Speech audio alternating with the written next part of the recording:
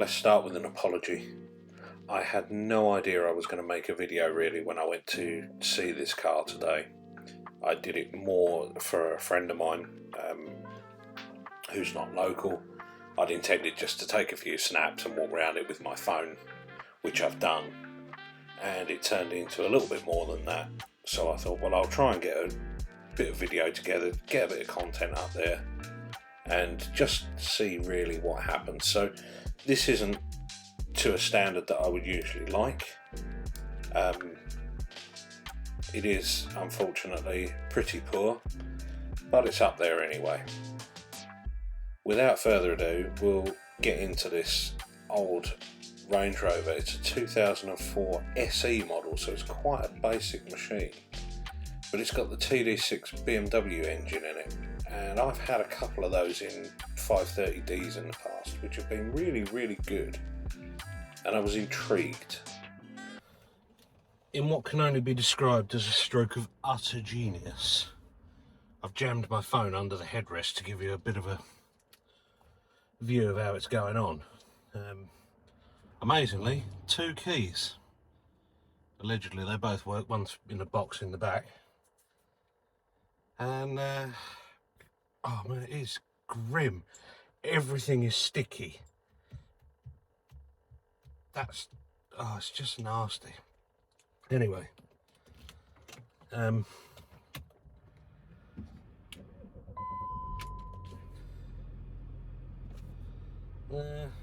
something's inactive. Not sure what that was. RDC maybe. I don't even know what that is. But it only popped up for a second, and there's no warning lights on. Shush you. The radio's actually not bad, even though it's really archaic and clunky. It's all right. And there's all your terrain stuff, which is pretty cool. Quite like it. Fuel computer, that's probably doesn't bear thinking about. This is the 3-litre turbo diesel from the BMW. I like it in the 530D. I've had a couple of them. In this, not so convinced. It's all right, but it's loud. Let's get on the road.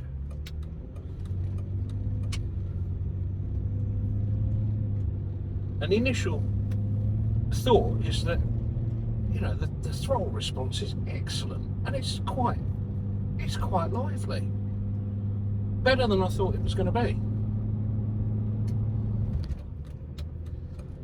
The driving position is nice. The controls are well placed. Electric column seems to work. 3 electric windows. Hang on. Yep, 3 of the 4 electric windows work. The offside rear one doesn't. Now, I did say that I thought the engine was had quite a nice response to it actually when pulling away. But now we're on an incline. Oh, over you go. I mean, that sounded like effort, didn't it? It actually answers pretty well. It responds okay, but you know it's underpowered. And underpowered is one thing, because this is not something to tear about in.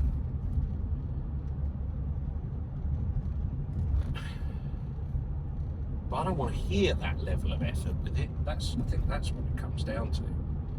And allegedly, the design brief for these is every Range Rover can tow 3.5 tons. That was part of it. It had to do that, and they all can from the factory. I believe they're pre-wired for towing electrics, and you just clip in the receiver hitch and the tow bar, and then away you go. But could you imagine 3.5 tons? This is not a particularly steep hill. 45 miles an hour at 2,500 RPM. It's accelerating up here, but that's going to be loud, isn't it?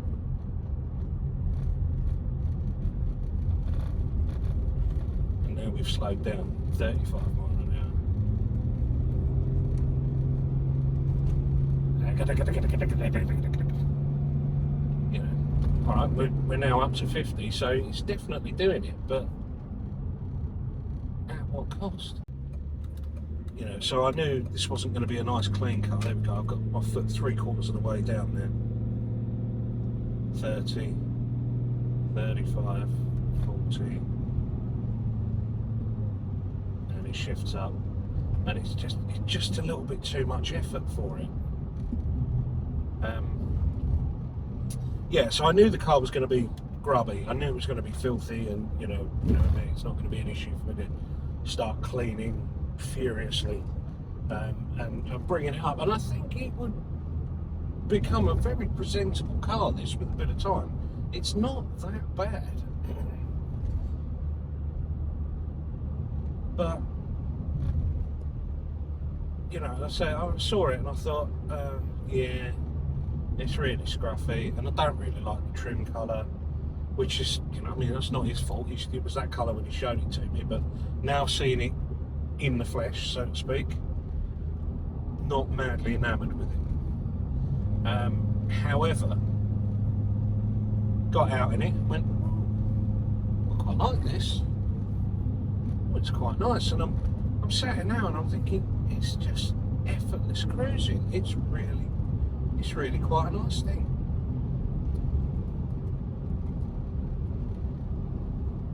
But I know that when I go uphill, I want to be cross.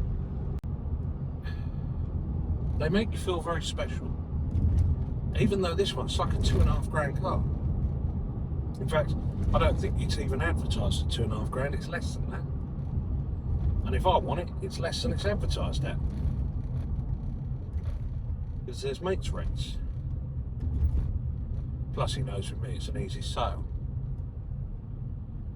Well, it's got to be. He just said to me, take it, do what you like with it, I'll see you later. And then he's messaged me when I stopped and looked at my phone, and I had a text from him saying, I've had to go out on a recovery, just leave it behind the van, I'll talk to you later. It's like, wonderful. He's very kindly insured it and taxed it even, so, you know, I just jump in and off I go. 50 limit, go!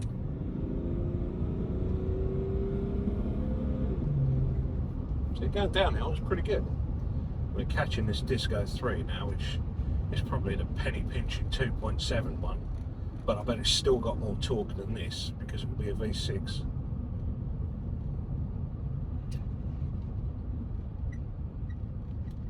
Yeah, TD V6, probably a 2.7.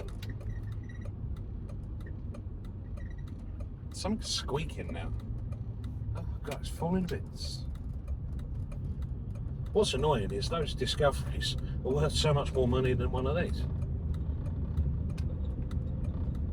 They are nice looking though. Anyway, right, 50 limit, going up, 30 mile an hour, foot down. This is quite a long climb. It's not in the carpet, but it's got to be 3/4 of the way to the floor. There you go, 50. Shifts into probably 4th.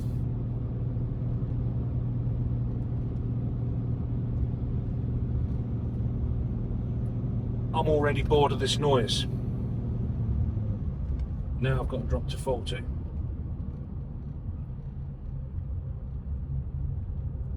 Now I need to throttle.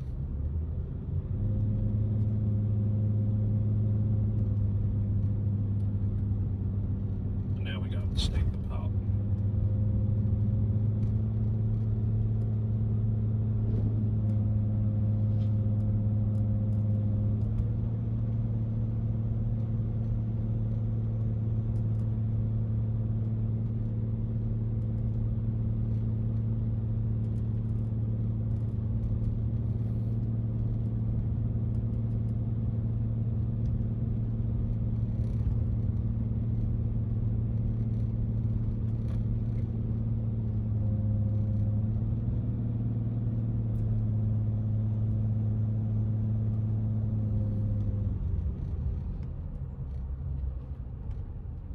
And that, I think, is the bit that stops me buying it.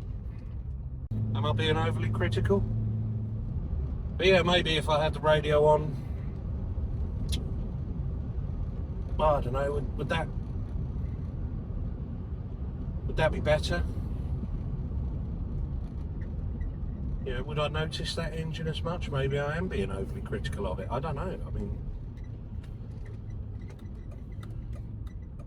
I think the problem is I expect too much. If I want to get off the line quick, you know, it will move. Ugh, feels like it's going to fall over, but it will move. Easy, tiger. Bury in the carpet. That's a flat in the floor. There's a lot of noise happening.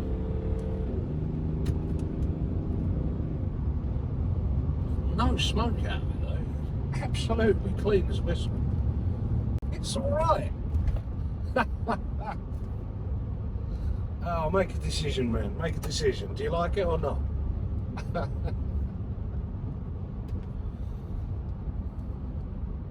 Yeah, I like it.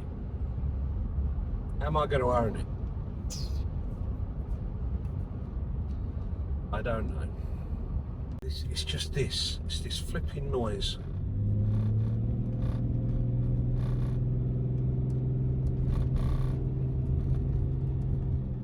It's not meeting my expectation of a Range Rover.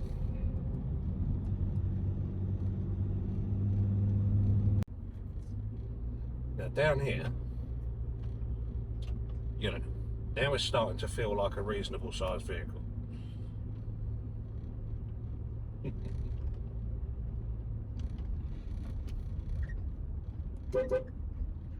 Nice horn. It's just so flat. Everything's faded. But, yeah, good Bridgestones all round, I think. Match set.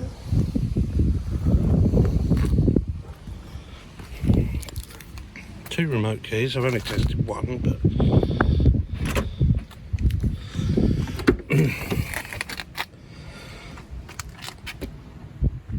and this is it. This is where it's an SE with this plasticky door cards, grubby seats.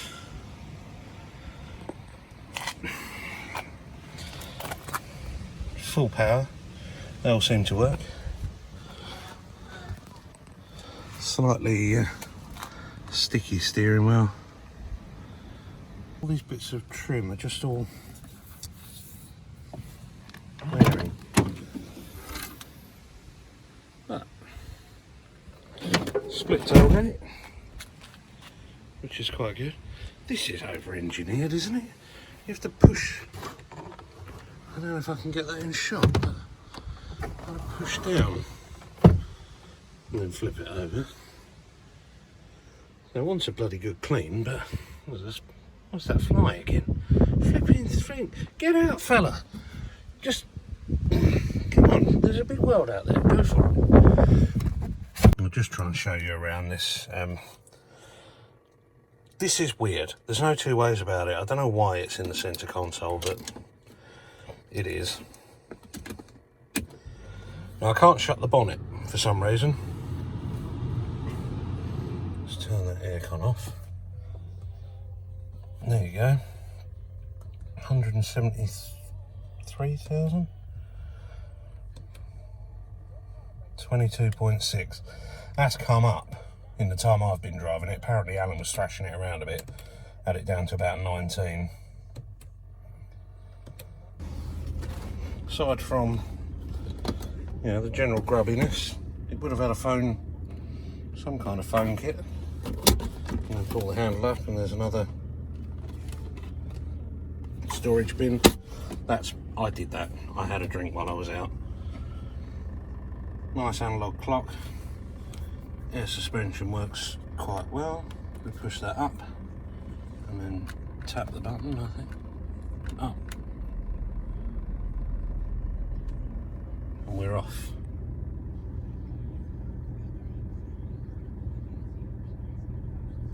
And then if I lower it down,